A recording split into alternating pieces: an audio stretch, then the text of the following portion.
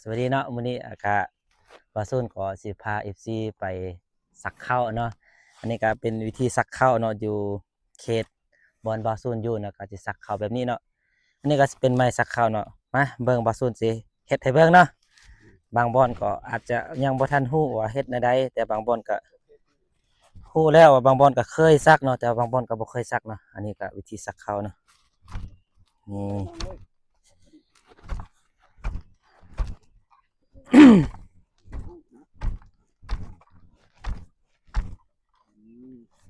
ดีแล้ว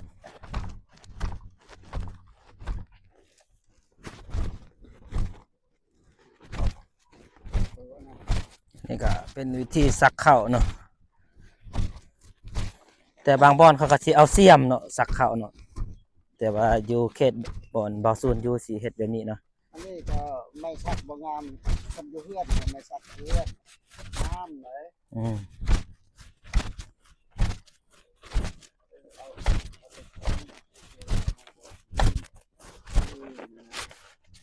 สักงามอีก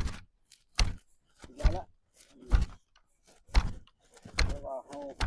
บ่ลืมเนาะ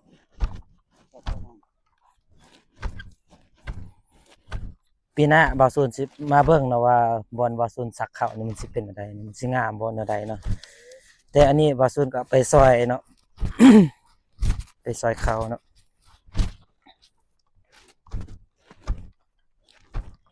หลังจากที่บาซูนซักแล้วบาซูนก็สิป้อนให้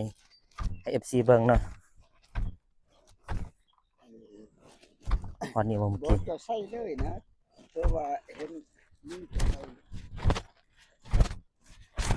นี่ ไปจับเพิ่งอันนั้นอัน ปะก่อนเนาะนั่นตัวนี้บาซูนก็สิ เขาจะจับเพิ่งไม่สักนี่ นี่ บ่น่าจะจับถึงไม่สักนี่ บ่ไหวดอกอันนี้บาซูนก็สิป้อนวิธีป้อนเนาะก็สิแบบนี้เนาะนี่ โอ้ยขนาด อันนี้ก็วิธีป้อนเนาะครับ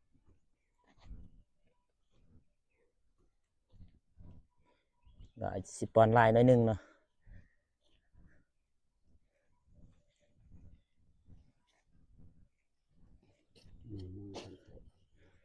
แต่พวก FC ก็ป้อนแบบนี้บ่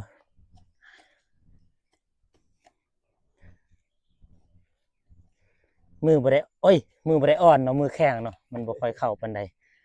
คันแม่นมืออ่อนเนี่ยมันสิเข้าดีอยู่นี่มือแข็งโพดเนาะมันบ่เข้าปานใดเนาะ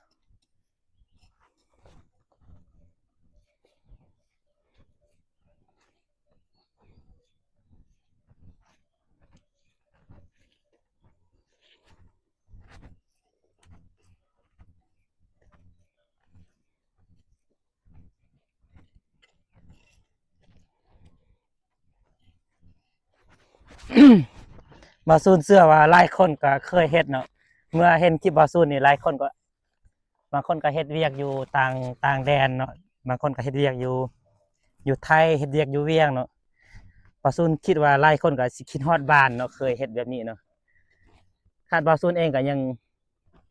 คิดฮอดคือกันเนาะแต่กี้บาซูนก็ตอนยังเป็นวัยรุ่นเนาะบาซูนก็ ตามบ้านเลย บาซูนก็เคยเฮ็ดแบบนี้เนาะแต่กี้เนาะแต่ว่านี่บาซูนก็บ่ได้เฮ็ดดนน่ะเนาะแต่ก็มาเห็นตอนนี้เนาะบาซูนก็โอ้ยคิดฮอดหลายเนาะคิดฮอดหมู่เพื่อนที่เคยไปซักข้าวนำกันเนาะอันนี้เฮานี่ก็สิพอสำนี้เนาะในการซักข้าวแล้วก็สิวานให้พี่น้องเบิ่งเนาะอันนี้ก็คืออ่าเขาเอิ้นว่า